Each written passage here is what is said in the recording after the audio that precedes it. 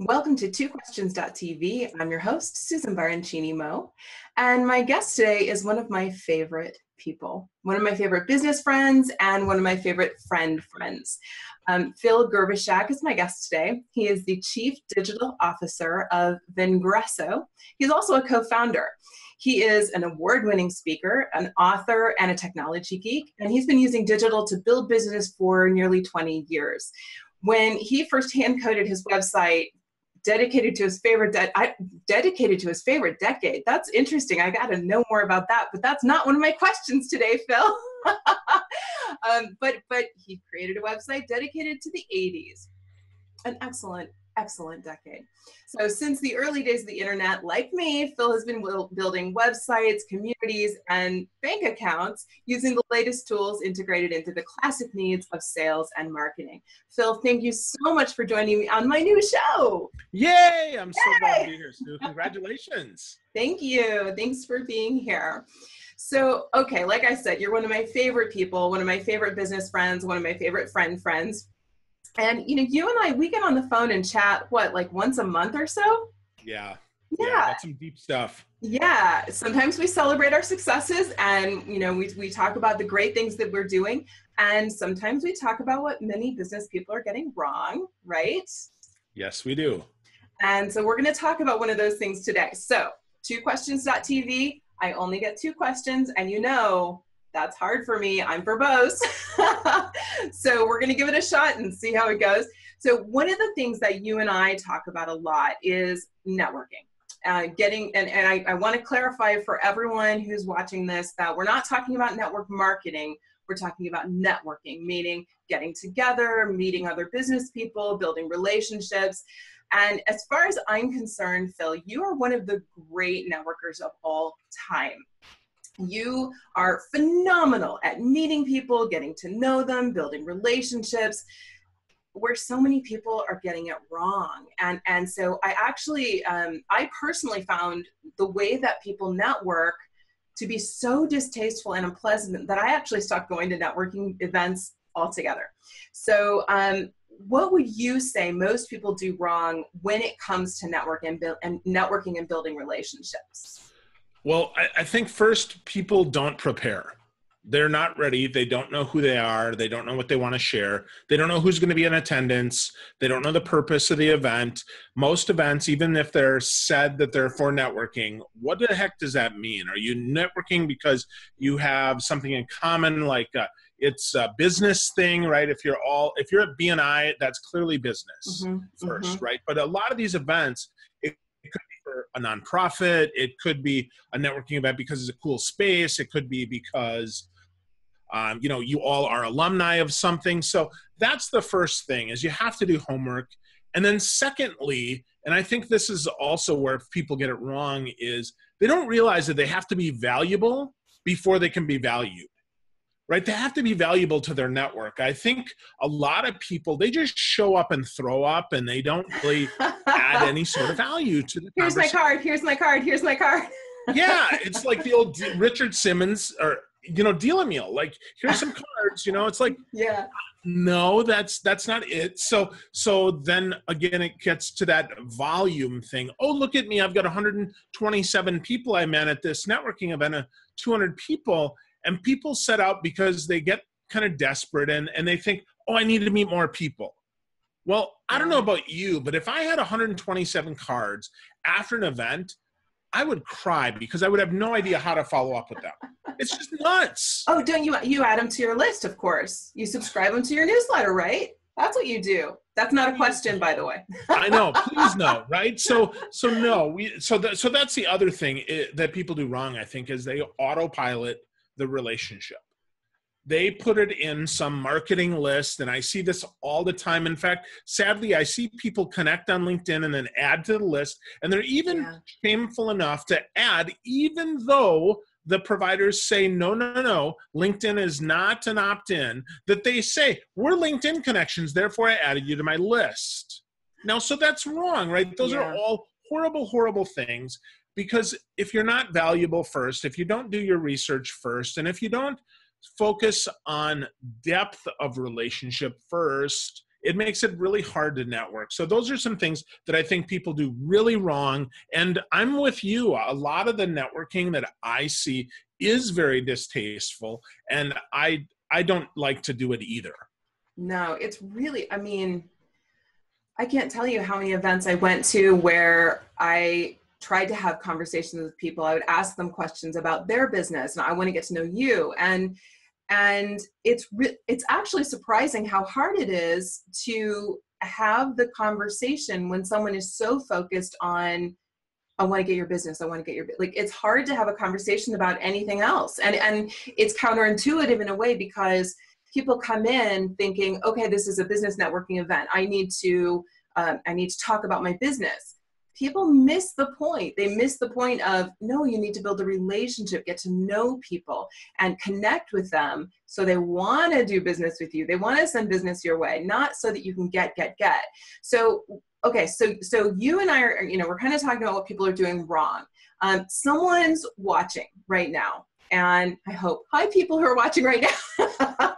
Someone's watching right now, and maybe they hear themselves in what we're describing, right? Maybe they've made these mistakes. Maybe they've sent out the, emails, they've added all the people to their list after it. And there are courses where they're teaching people to do this. So they're saying, well, someone taught me to do it. They said I should do that. My business coach said to do that. Stop telling people that, business coaches.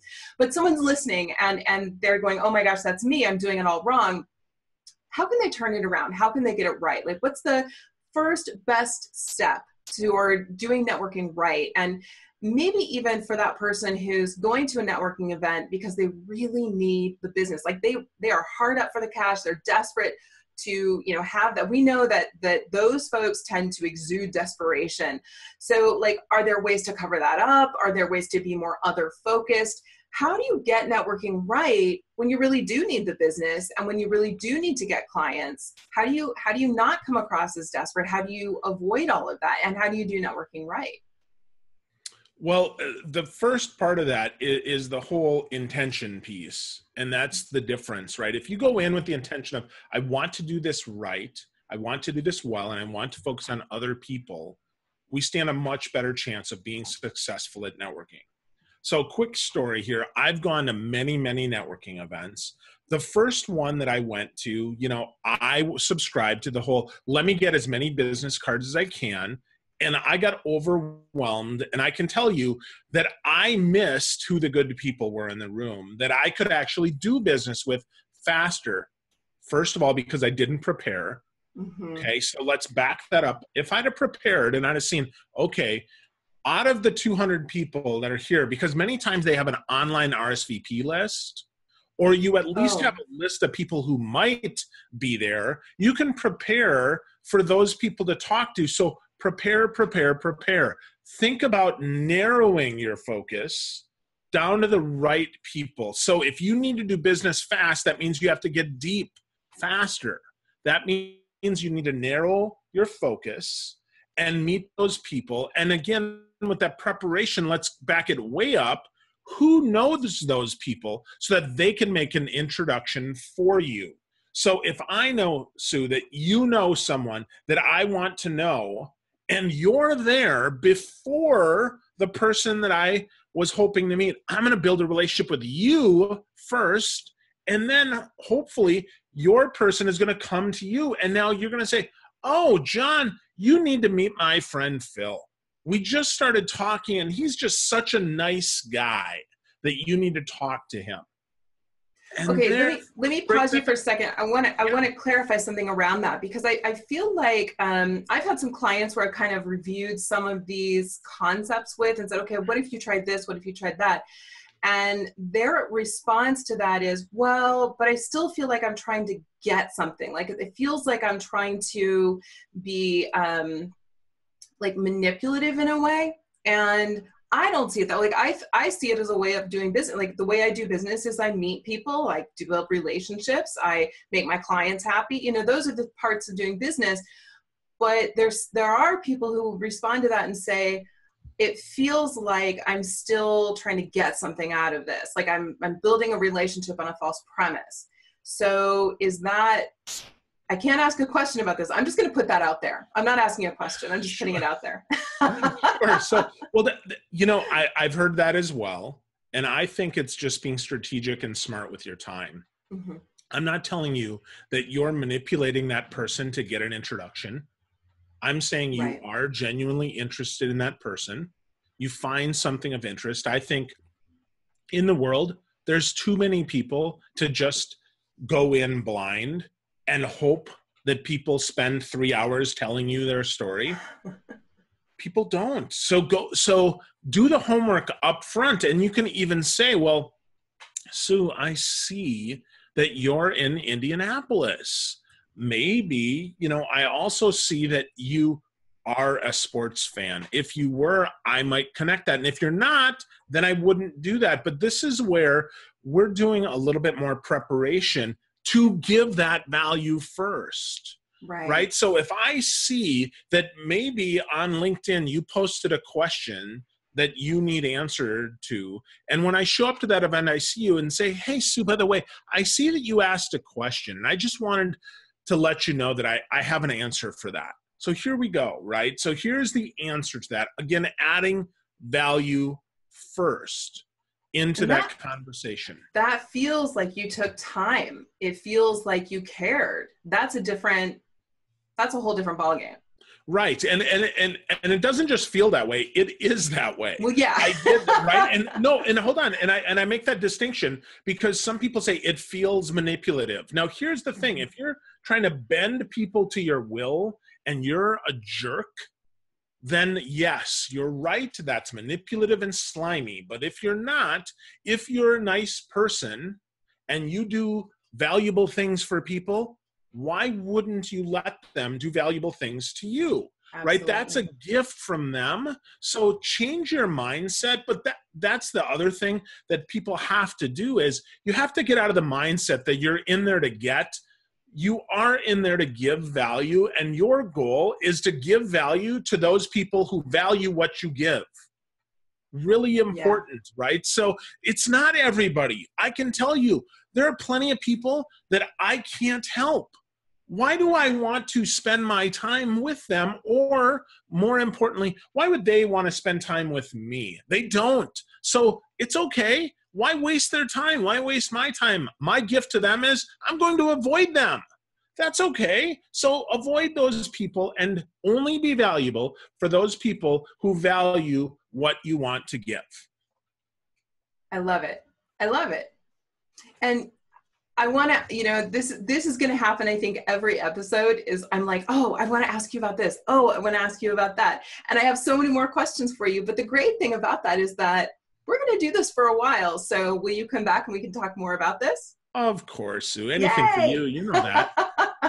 Well, I really appreciate you coming on. I feel like this was a really good dive into networking that we don't often do. Like there's a lot of unknowns in networking, a lot of kind of this idea of I'm going to either bend people to my will or I'm going to manipulate people or be fake. And I really like the way you put it, that it's not, you don't seem manipulative. You don't seem like you care. You actually should care. You do care. And so I suppose there are some little more in-depth intricacies into that. And I suspect that if people, I don't know, found you online somewhere, they might find a blog post somewhere that you talked about this maybe, right, Phil? Maybe. Yeah, maybe check that out. Yeah. Do you think maybe you might send me a link that I could put in the notes for our viewers? Absolutely. Lovely, lovely. And do you want to share your link to your company? Sure. Yeah. If you want to check us out at Vengreso, it's Vengreso, Vengreso.com. And just, you know, we've got a blog that we update, 4 to 6 times a week with valuable strategies and tactics and practical stuff that you can use to build your business. That's really cool. Now, what does Vengreso do exactly? That's not a question. Tell me what Vengreso does. Certainly. So we're a digital sales transformation company, which means that we work with salespeople, with marketers, with CEOs, with executives, and teach them how to transform their business in this new digital age, in the giving first economy, in the adding value first economy, to be omnidirectional, focused only on our customers' needs and what they need in the way that they want it. So sometimes it's video like this. We teach that. Sometimes it's LinkedIn. We could teach that. All of business is digital now. Many of the things that we did offline, we need to do online now. Networking is a great example of those things. So we teach all of that. We write articles about it. We do videos about it. We deliver programs on it. We coach and consult on that. Everything that we do is focused around the digital transformation of business. Very interesting. So we will have the links in the show notes today. And Phil, I want to thank you so much for coming on my new show. My pleasure. Thanks for having me, Sue. I look forward to having you back. Yay! All right. Thanks for watching.